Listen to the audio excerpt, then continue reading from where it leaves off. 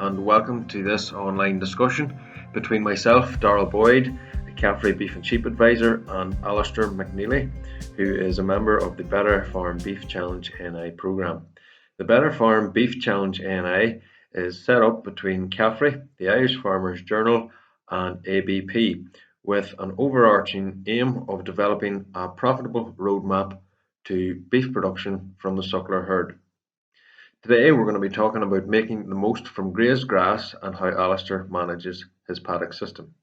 Alastair joined the programme in 2016. Back then a plan was developed for Alastair to grow cow numbers to 80 to 85 cows. All animals are spring calving and males are finished as steers. There has been a renewed focus on soil and grassland management, which we'll talk about today, improved silage quality, improved genetics used on farm, targeted nutrition throughout the year, and following an animal health plan. As you can see, Alastair was performing at a high level before the programme, joining in 2016 with a gross margin per hectare of £894. But he has managed to grow that year on year to over £1,060 in 2019. As you can see, the growth in gross margin per hectare is highly correlated with an increase in stocking rate in terms of cow equivalents per hectare, which have grown from 1.85 to 2.4, and that has been done off the back of good grassland management. Forage area has not changed throughout the 4 years. Average cow numbers have grown from 66 to 76 in 2019. The majority of cows are Limousin bred on Alastair's farm. They are crossed to Aberdeen Angus for replacements. Along with this, AI is used on a select number of cows using semental breeding and shorthorn breeding for AI on heifers. Alastair's system relies on making the most from grass. In this last number of years, he has been using a paddock system to do that, with cows grazing paddocks for 3 days and then being rested for 3 weeks. So, in terms of operating a paddock system, there's a few key principles that we're trying to achieve and follow. Firstly, we're trying to graze our grass at the ideal stage for animal performance and grass quality, along with the ideal stage for optimum regrowth. We're looking to graze paddocks for roughly 3 days, give or take, and then allow those paddocks to rest for 3 weeks to get 3 leaves back on the plant at the ideal stage for cattle to come back in and graze again. Ideal post-grazing covers, as in when cattle are leaving the paddocks, we want them to be in around 1600 to 1800 kilograms of dry matter per hectare, and ideally we want cattle going into paddocks between 2800 and 3000 kilograms of dry matter per hectare. And really all we're doing in a paddock system is trying to match supply to the demand from the cattle, and obviously grass growth changes throughout the year, so we need to take action throughout the year to manage that grass. Alastair, I'll bring you in at this stage. Alastair, you've been operating a paddock system, I suppose, intensively now for the last 2 to 3 years. In your own experience, in terms of operational farm, how have you found the paddock system in your own experience? Well, I kind of always did work a wee bit with the paddocks, splitting up fields, but not to the extent I'm working at now. So splitting them up into smaller paddocks has allowed me to keep more stock really and increase my stocking rate. A bit of work setting the paddocks up to begin with. Some of them I'm still working with temporary electric fencing. Some other fields I've split up permanently with sheep wire and barbed wire, and then electric fencing in between that. The drinkers then initially had to be installed, but once really you've all that set up, it's not too hard to operate from there on. I did put in a lane down through the farm over a number of years. That has greatly helped access to paddocks and moving stock backwards and forwards. So I suppose, Alastair, maybe that's a sticking point for some farmers as to why they haven't moved to a paddock system. How do you find the cattle within the paddock system? Are they, once they get used to it, are they easier handled, or what's your own experience? Yeah, well, when they're easy enough moved from paddock to paddock. Kind of if they're in it for 3 days, 3, 4 days, by that third or fourth day they are looking at a move, so they're not that hard to get out of the paddock to move on. So yeah, it's been okay. Do you find, just in terms of cattle, they're easier managed in terms of bringing in for AI or something like that when they're used to being moved every couple of days anyway? It would be, yep. But certainly the lean has been a big help from that point of view, and allowing me to handle groups of stock by myself and get them into the yard. So that has been a big help. So infrastructure in the paddock system, you do need a good bit of infrastructure involved. But in terms of this year, Alastair 2020, the grazing season so far, um, when did you start getting cattle out on farm? What groups of stock and what time were they going out at? I started with the smallest animals on farm, so the first of the heifers went out early March, the smallest heifers, and then the first of the bullocks went out kind of the 20th of March, and then built the numbers up. So only started with small numbers, 6, 8 in a batch, and then built those up as weather and ground conditions improved. The cows then they didn't start calving to mid March, so they weren't turned out until towards the end of the month. And Alistair, in terms of that early turnout, it's different now. Some people have short memories, but back in March, February, it was a very different looking time. It was very wet. There wasn't much growth. Was there much pre-planning, back in the autumn time in terms of in terms of working towards an early turnout? Yeah, well, I knew in the autumn time I wanted to try and get young stock out even earlier again this year, so I closed up my driest paddocks first in the autumn time, slurried them before the closed period. So over the winter time, come the springtime, then there was fairly good covers on those paddocks. And they were the ones then that I put the groups of stock out to first.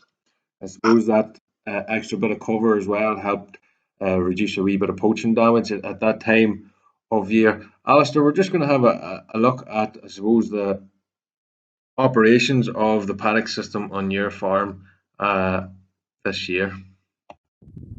This is a batch of heifers with a few cull cows amongst them. They moved into this paddock yesterday morning, and I'll do them roughly 3 days. They were in that paddock there before that, and then they will move into this lower, bigger paddock, which I'll split in two again to give them 2 3-day paddocks. So the same batch of cattle again in that paddock. Had been in this one for 3 days, moved out of that yesterday morning. Prior to that, they were in this paddock for 3 days. And then prior to that, which is about a week ago, they moved out of this paddock. And it's regrowing again nicely.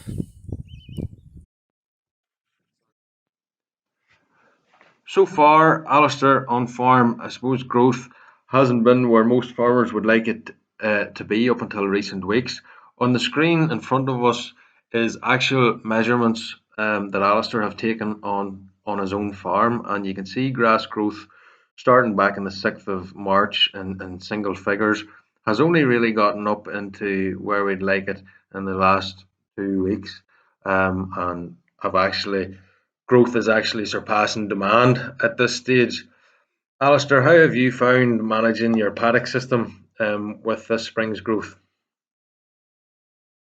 Yeah, the growth has been slow. As you say, it hasn't really picked up until this past couple of weeks there. Prior to that, I did open up some of the silage ground. Made a couple of paddocks and let them into a bit of silage ground just to keep me going because I seen I hadn't enough ahead of me. So that helped out until the rain came. The Suppose upside that of it is that I've been able to, graze paddocks out pretty tight and get them down to about 1600, which has been good. yeah, well, I suppose that's, as you say, Alistair, like a lot of farms, was you're probably getting very tight for grass in that real dry weather there. But as you say, the benefit, you're getting really good residuals. In other years where conditions mightn't have been as good, you mightn't have been getting down to 1600. But this year, the fact that you're getting down to 1600 of a residual and maybe even less, that's going to have a really good effect going forward in terms of quality grass coming back to us for future rotations.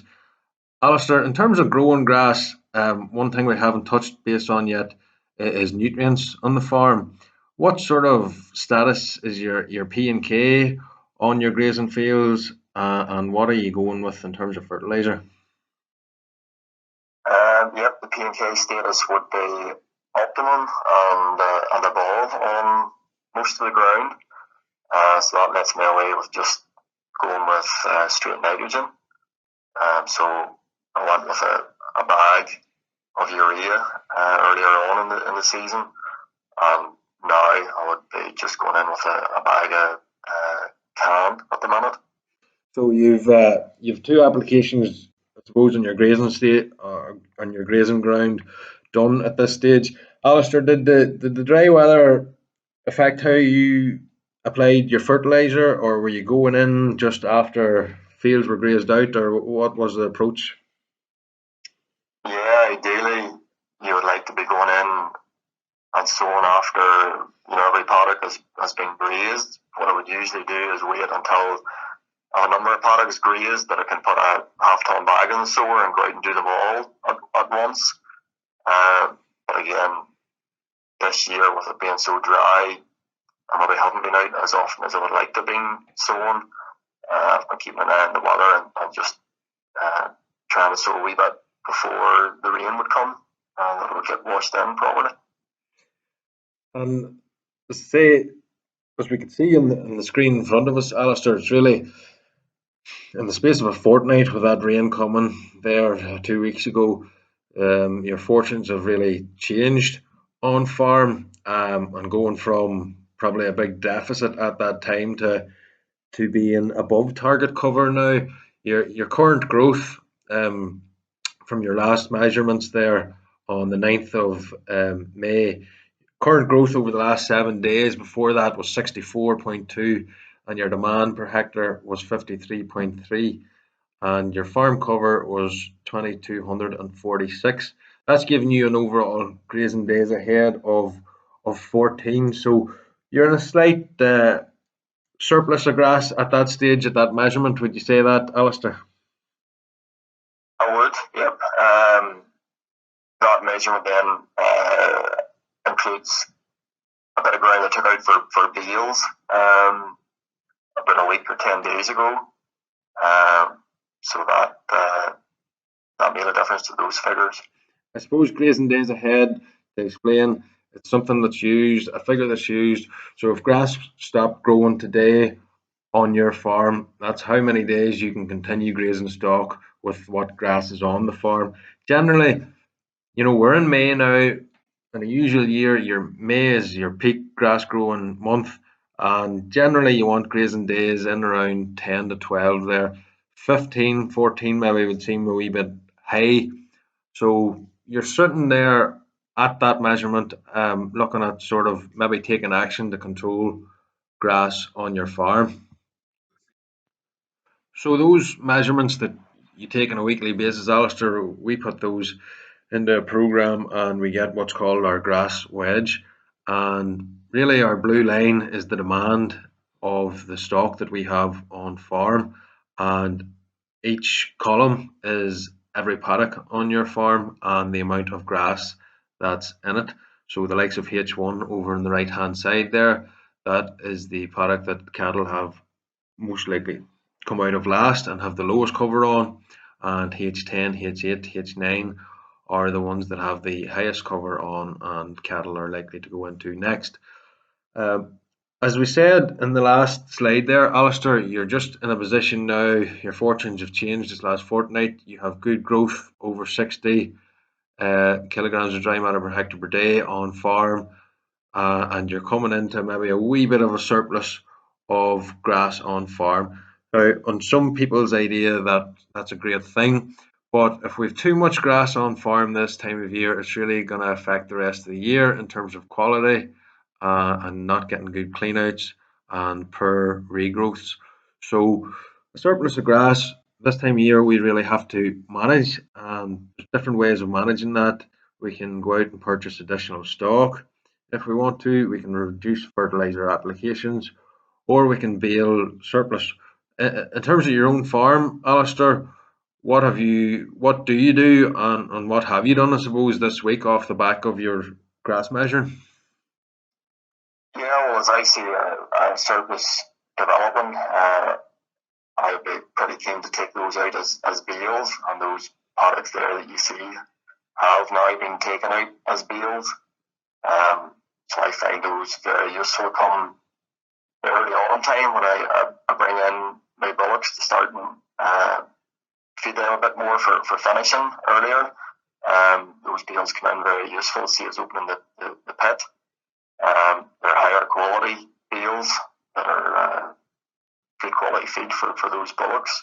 I suppose you're targeting making 70 plus D value silage anyway, Alistair, but these bales are really another step above. Like there'd be no seed ahead at all coming in this grass that you're taking out.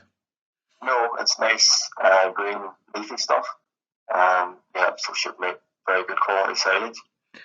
As you say, Alistair, we're recording this video now on the 14th of May. Your last measurements was done on the 9th of May. Since between measuring there and the 14th now today, you have actually taken action, and you've taken those paddocks out and you've baled those paddocks. How many additional bales have you taken out so far, Alistair, of your from your grazing ground this year? So far, out of 55 bales made. Yeah, so that's another 55 bales for the winter time too, on a heavily stocked farm. And I suppose we'll just go through just a few videos here of you actually taking those paddocks out. This is a grazing field that's just got ahead of the cattle. I'm not needing it at the minute, so I'm taking it out for bales that I'll use to feed to the bullocks when I bring them in early autumn time. Hopefully it'll be good quality stuff. These paddocks were mowed 6 days ago and baled the following day. So they're regrown again nicely. So as you can see, Alistair has been prompt to take action and taking those paddocks out for baling when he's seen a surplus starting to arise. And that's an important point to make. Don't delay taking these steps. Alistair, you have the contractor booked for the 18th of May for your first cut. Anyway, you've made bales this week. You made bales last week. Were you tempted just to say, well, I'll hold off and put all of these paddocks into the pit? And why didn't you do that? No, I wasn't tempted in that way. As I said earlier, I always find those bales useful for feeding to the bullocks whenever I bring them in early autumn time. But as well as that, if I left them, another week, 10 days longer to put in with the first cut silage into the pit, the regrowth would be slower of coming back again, and very soon you could find yourself, in a deficit. Yeah, so you could do more damage than good by holding off and putting it in with the rest of your first cut, essentially. There could be a few people, Alistair, as well out there that hasn't had that boost of grass that you have had, and they're saying maybe that they don't have enough grass on farm. There's a couple of different options there. You can reduce stock numbers on the ground. You can increase nutrient application if conditions allow so. But really, Probably the main option there is buffer feeding, and when conditions are so good and so dry at the moment, that can be easily done in field. Is it something, it's something that you didn't do, Alistair, but is it something that you'd ever consider if you were in that tight spot and shorter grass? Yeah, certainly. Whenever the ground's such good condition, it's something that's easier done. Putting a feeder out with a batch of cattle and feeding grass, yeah, it's something I would consider. It's probably the most realistic option out of those three on farm. Alistair, that's all we really want to say today. Thanks very much for taking the time and taking the videos for the presentation. Thanks very much. No problem. Thank you. Thanks, Alistair. So, in summary, try to make the most of grazed grass on your own farm, and a paddock system will help deliver the highest levels of grass utilisation.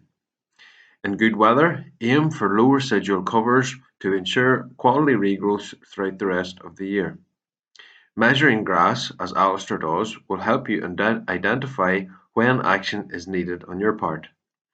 Don't delay removing surplus grass if needed, as this will affect those fields coming back into the grazing rotation. And actions now will affect the rest of the grazing season ahead. Thank you for listening.